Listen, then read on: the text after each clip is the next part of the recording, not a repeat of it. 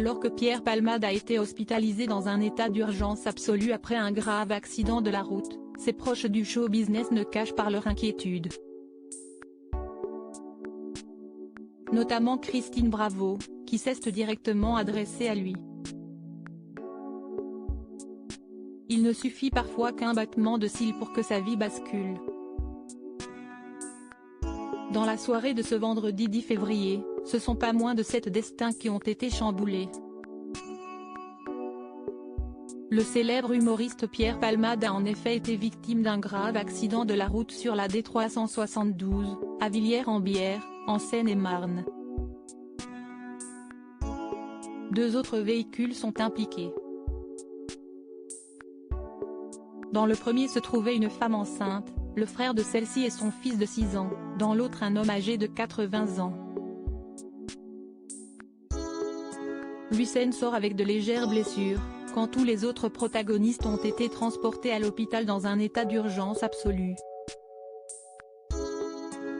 2 hommes, qui se trouvaient dans la voiture de l'humoriste, auraient quant à eux pris la fuite selon plusieurs témoins. Bien que conscient selon les dernières informations de BFM Télévision, Pierre Palmade serait entre la vie et la mort. Selon Le Parisien, le mythique acolyte de Michel Larocque et Muriel Robin aurait été transporté vers l'hôpital Bicêtre au Kremlin-Bicêtre, Val-de-Marne. Il souffrirait, d'après Le Figaro, d'une fracture du fémur et du tibia et possiblement d'une hémorragie interne.